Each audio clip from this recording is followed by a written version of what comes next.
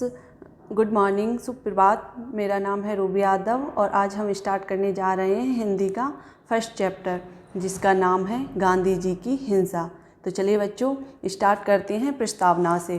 प्रस्तावना में लिखा हुआ है, प्रस्तुत कविता हमारे प्यारे बापू गांधी जी के जीवन की एक घटना पर आधारित है। हमारे बापू अहिंसावादी थे। इस कविता में पढ़कर आपको ज्ञात हो जाएगा।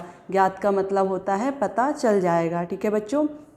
अहिंसावादी का मतलब होता है किसी प्रकार के पशु पक्षी या मनुष्य पर हिंसा ना करना, उन पर अत्याचार ना करना, उनको मारना पीटना नहीं।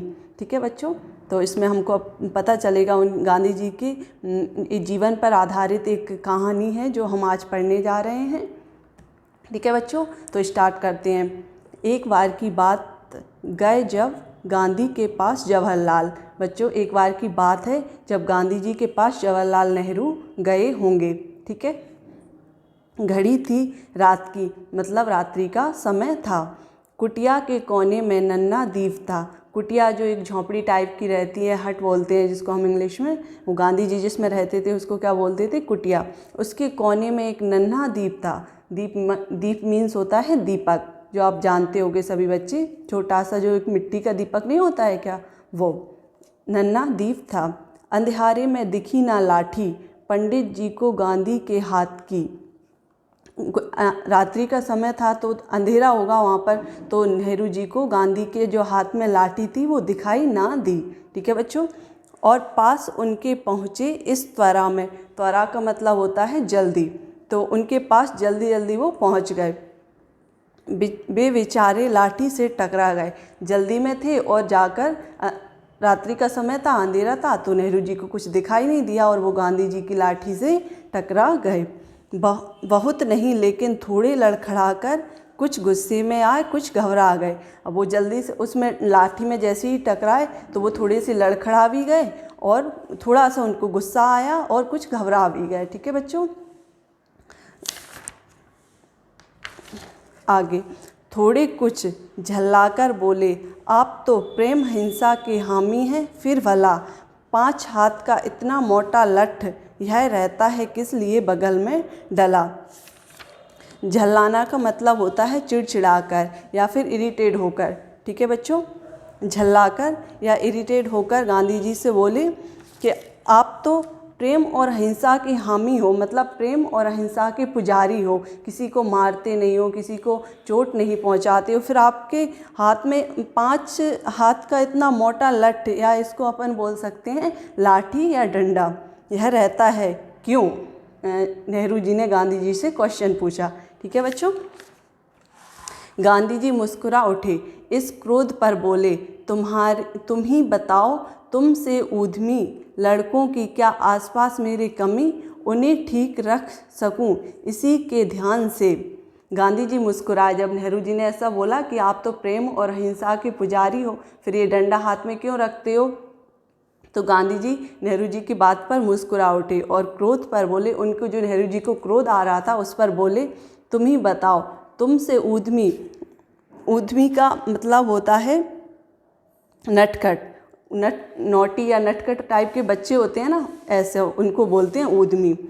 तो तुम ही बताओ, तुमसे ऊधमी लड़कों की क्या आसपास मेरी कमी है, उन्हें ठीक रख सकूं इसी के ध्यान से रखता हूं मैं लंबी मोटी है छड़ी। ठीक है बच्चों। गांधी जी ने क्या बोला कि आप जैसे उद्यमी बच्चों को सही करने के लिए मैं इतनी मोटी और लंबी डंडी अपने पास या लाठी अपने पास रखता हूँ। सुनकर हंसे जवाहर, बापू भी हंसे, दमक उठी दोनों की निर्मल हंसी से, अंधकार से भरी रात की वह घड़ी। दोनों हंसने लगे, गांधी जी को भी हंसी आ गई और नेहरू जी को भी हंसी आ गई और उस पर दमक उठी। दमक का मतलब होता है चमकना। ठीक है।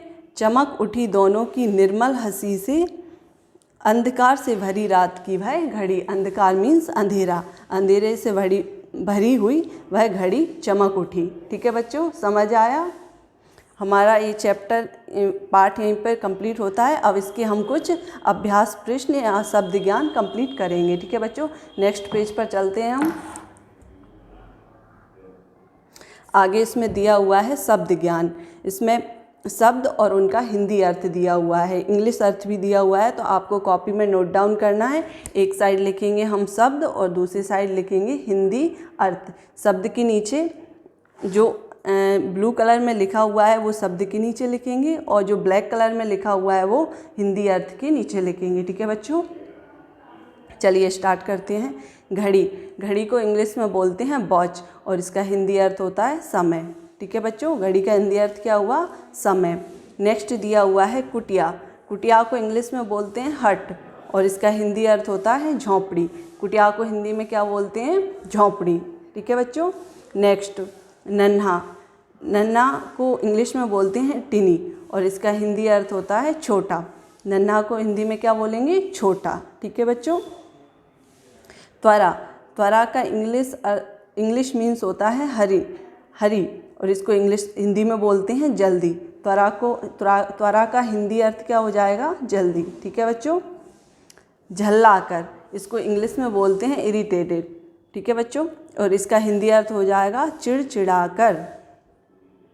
नेक्स्ट दिया हुआ है हिंसा, हिंसा को बोलते हैं नॉन वायलेंस और इसका हिंदी अर्थ हो जाएगा किसी को हानि ना पहुंचाने का भाव।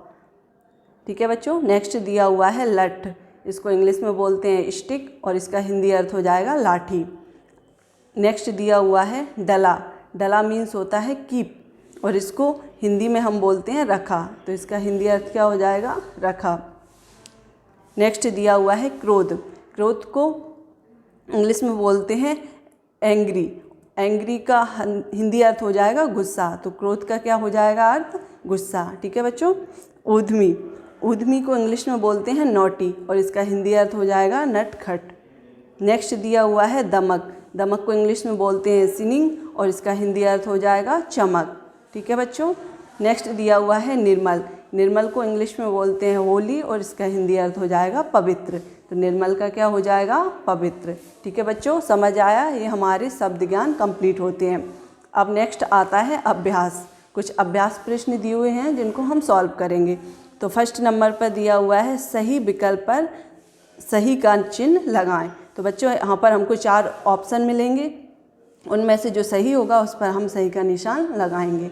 ठीक है, चलो स्टार्ट करते हैं। फर्स्ट दिया हुआ है का नंबर पर, गांधी जी हमेशा अपने हाथ में क्या रखते थे, वो हम आगे पढ़ेंगे। आ नंबर पर दिया है कलम रखते थे, बा नंबर पर दिया हुआ है लाठी रखते थे, सा नंबर पर दिया हुआ है आलू रखते थे, द नंबर पर इनमें से कोई नहीं। तो बच्चों अभी हम पाठ में पढ़ चुके हैं, गांधी जी अपने साथ हमेशा क्या रखते थे? हाथ में लाठी रखते थे, तो इसका बी ऑप्शन सही हो जाएगा और बी के सामने हम करेक्ट का निशान लगा देंगे। ठीक है बच्चों।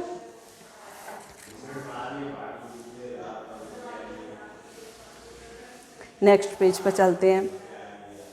खा नंबर पर दिया हुआ है नेक्स्ट क्वेश्चन, गांधी जी हामी हैं प्रेम के।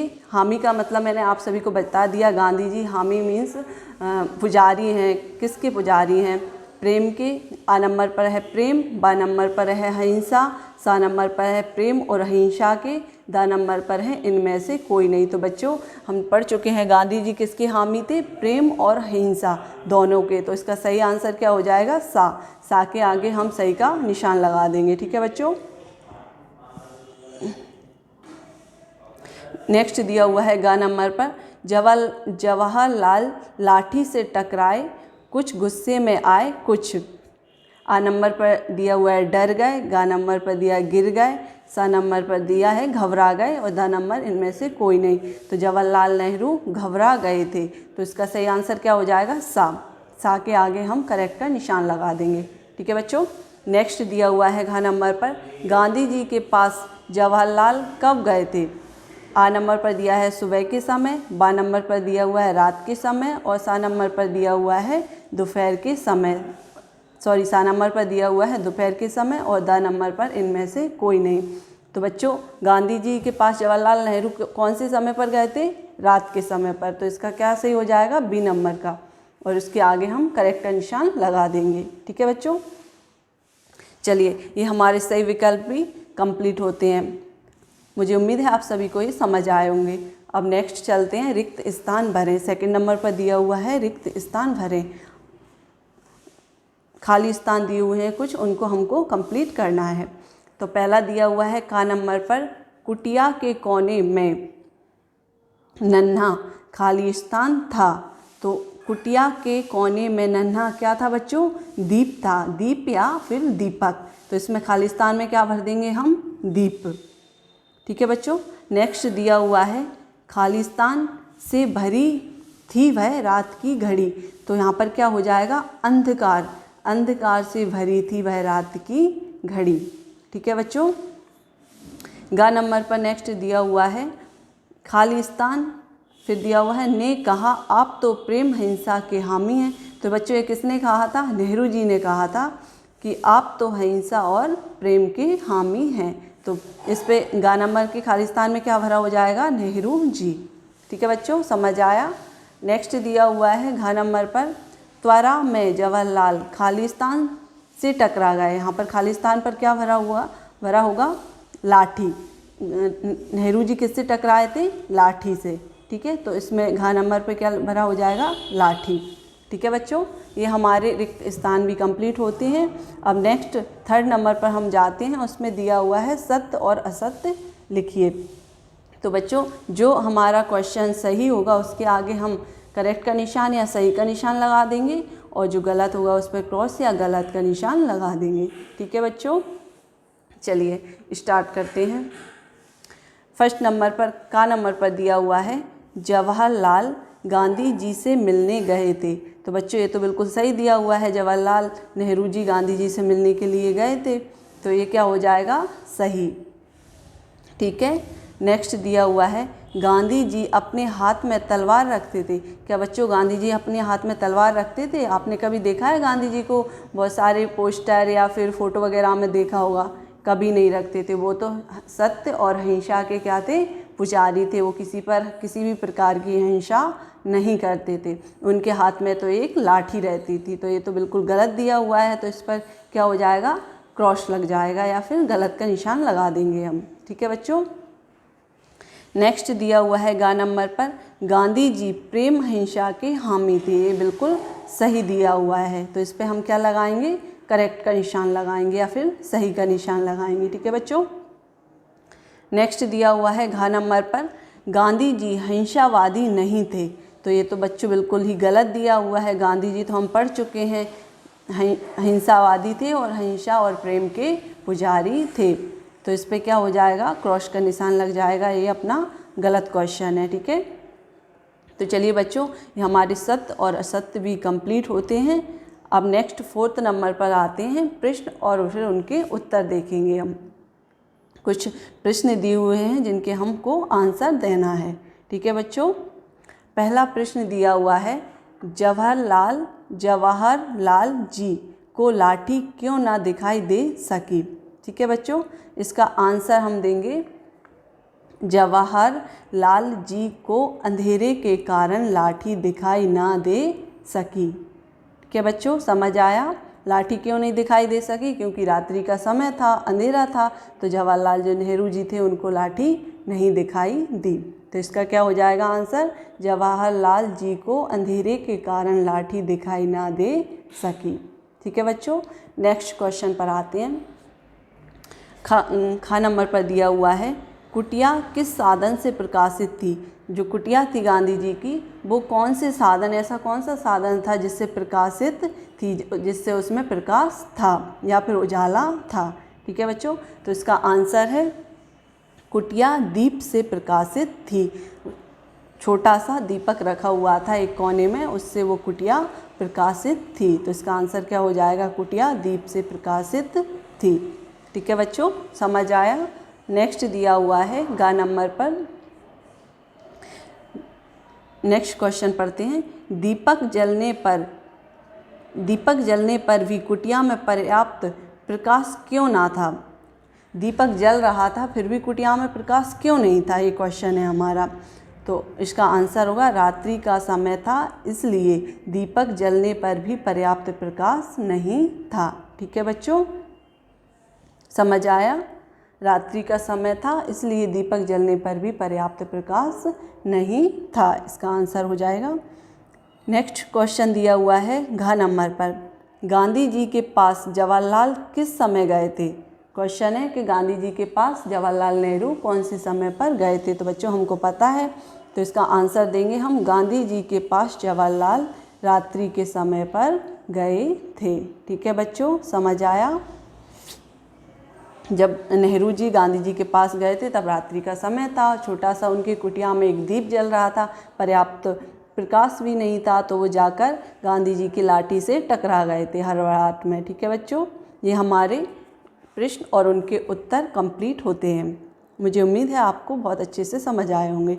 ठीक है बच्चों, नेक्स्ट चलते हैं क्वेश्चन नंबर 5 पर, जिसमें दिया हुआ है रेखा खींचकर परस्पर संबंध वाक्यांशों का सुमेल करें। ठीक है बच्चों, कुछ हमको वाक्य दिए हुए हैं जिनको हमको मिलान करना है, उनकी सही जोड़ियाँ बनानी है। ठीक है बच्चों, पहला दिया हुआ है घड़ी, तो घड़ी का मिलान करेंगे हम द नंबर पर। रात की घड़ी, घड़ी मीन्स होता है समय, तो घड़ी थी रात की, तो कौन सा समय था? रात का। ठीक है बच्चों, तो इस पर जो का नंबर पे घड़ी थी उसको क्या किससे मिला देंगे हम? द नंबर से। नेक्स्ट दिया हुआ है खा नंबर पर 5 हाथ का, 5 हाथ का क्या था? मोटा लठ, या इसको हम लाठी या फिर डंडा बोल सकते हैं। तो खा नंबर को किससे मिलाएंगे? या से। ठीक है बच्चों, गा नंबर पर दिया है कुटिया के कोने में नन्हा दीप था, तो गा नंबर को किससे मिला देंगे? आ से। किससे मिला देंगे? आ से। उस पर लिखा हुआ है नन्हा दीप था, कुटिया के कोने में नन्हा दीप था। ठीक है बच्चों, नेक्स्ट दिया हुआ है घा नंबर पर अंधियारे में दिखी ना लाठी, बा नंबर पर दिया हुआ है दिखी ना लाठी, तो घा को हम किससे मैच कर देंगे या मिलान कर देंगे? बा नंबर से। ठीक है बच्चों, फिर नेक्स्ट ड़ा पर दिया हुआ है सुनकर हंसे जवाहर बापू भी हंसे, तो इसको ड़ा से किसको मिला देंगे? सा को। ठीक है बच्चों, समझ आया? ये हमारी जोड़ियाँ भी कंप्लीट होती हैं। फिर नेक्स्ट चलते हैं, कुछ शब्द बोध दिए हुए हैं जिनको हमको कंप्लीट करना है।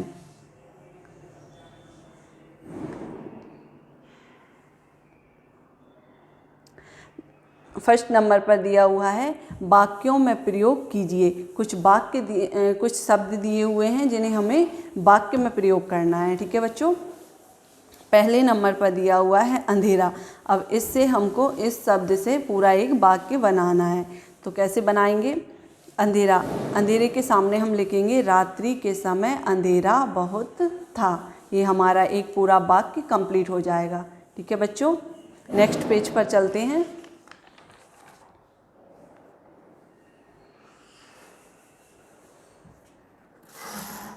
नेक्स्ट दिया हुआ है अंधकार। अब अंधकार से हमको एक वाक्य बनाना है। अंधकार में लाठी दिखाई नहीं दी। अंधकार का समय था, हमको पता है, और उसमें नेहरू जी को क्या नहीं दिखाई दी थी? लाठी। तो हमने उससे एक वाक्य बना दिया है, अंधकार में लाठी दिखाई नहीं दी। नेक्स्ट दिया हुआ है हिंसा। हिंसा से हमको एक वाक्य बनाना है, तो गांधी जी प्रेम और हिंसा के पुजारी थे। ठीक है बच्चों, ये हमने एक वाक्य बना लिया है।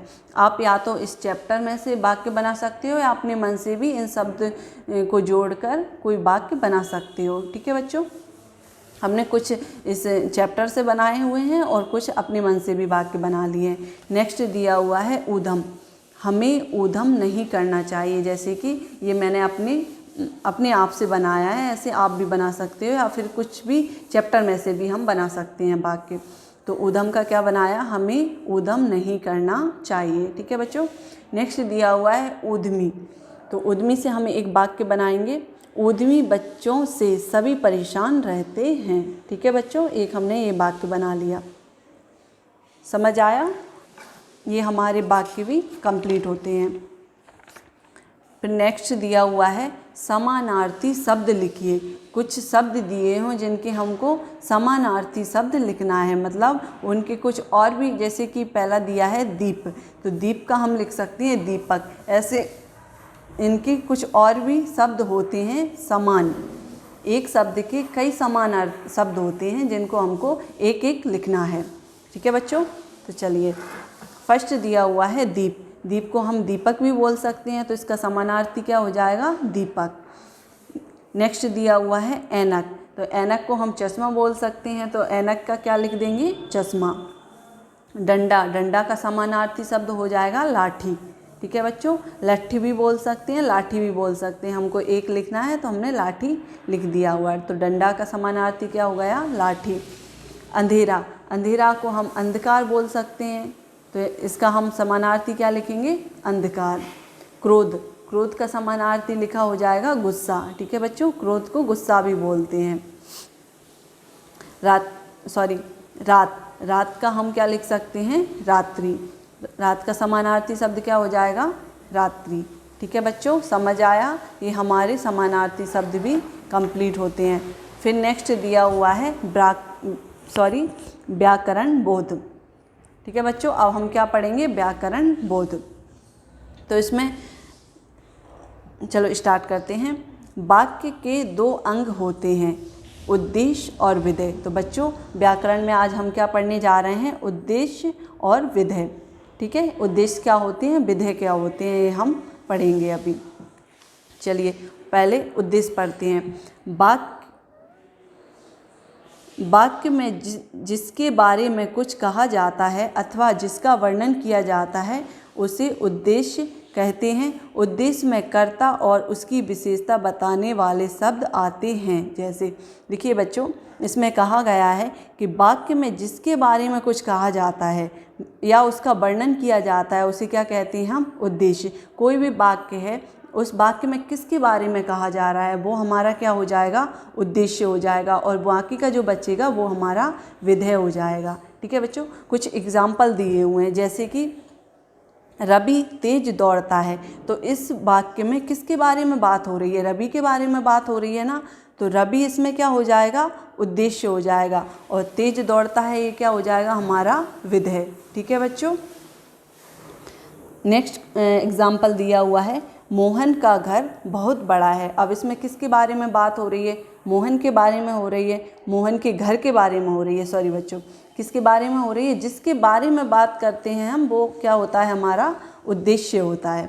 तो इसमें किसके बारे में बात की जा रही है? मोहन के घर के बारे में, तो मोहन का घर क्या हो जाएगा? उद्देश्य, बहुत बड़ा है, ये क्या हो जाएगा? हमारा विधेय। ठीक है बच्चों, समझ आया? अब विधेय को पढ़ते हैं हम। वाक्य में उद्देश्य के विषय में जो कुछ कहा जाता है उसे विधेय कहते हैं। तो बच्चों, जब हम जैसे कि रवि तेज दौड़ता है, अब किसके बारे में? रवि के बारे में बोल रहे हैं, तो ये तो हमारा उद्देश्य हो गया। वो क्या करता है, किस विषय में बात हो रही है, तो वो दौड़ता है, ये उसका क्या हो गया? विधेय हो गया। ठीक है बच्चों, तो फर्स्ट एग्जाम्पल दिया है रवि, रवि इसका उद्देश्य हो गया, और तेज दौड़ता है ये इसका विधेय हो गया। ठीक है बच्चों, समझ आया? मोहन का घर उद्देश्य हो गया और बहुत बड़ा है, ये उसका विधेय हो गया। ठीक है बच्चों, अब कुछ हमें वाक्य दिए हुए हैं जिनमें से हमको उद्देश्य और विधेय अलग अलग करना है। ठीक है बच्चों, तो पढ़ते हैं हम। निम्नलिखित वाक्यों में उद्देश्य और विधेय अलग अलग छांट कर लिखिए। तो इसमें उद्देश्य और विधेय को हमको अलग अलग छांटना है। फर्स्ट दिया हुआ है, मेरा भाई इस मकान में रहता है।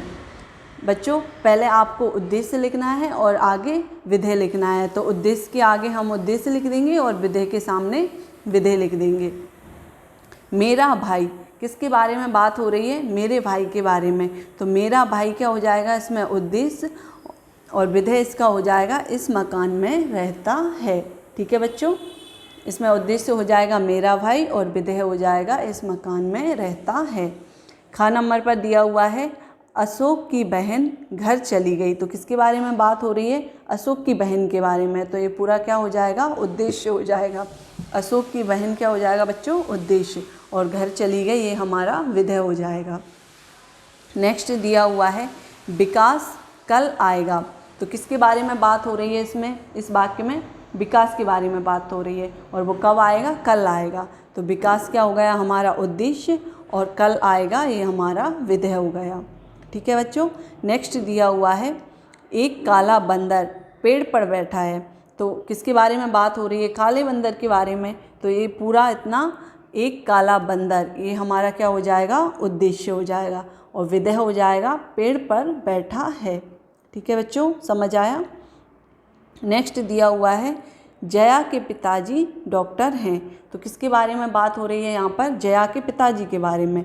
तो जया के पिताजी ये पूरा क्या हमारा उद्देश्य हो जाएगा, और डॉक्टर हैं ये हमारा विधेय हो जाएगा। ठीक है बच्चों, ये हमारा पार्ट है वो कंप्लीट होता है। मुझे उम्मीद है आप सभी को बहुत अच्छे से समझ आया होगा। बहुत बहुत धन्यवाद। अब हम नेक्स्ट क्लास में मिलेंगे। Thank you.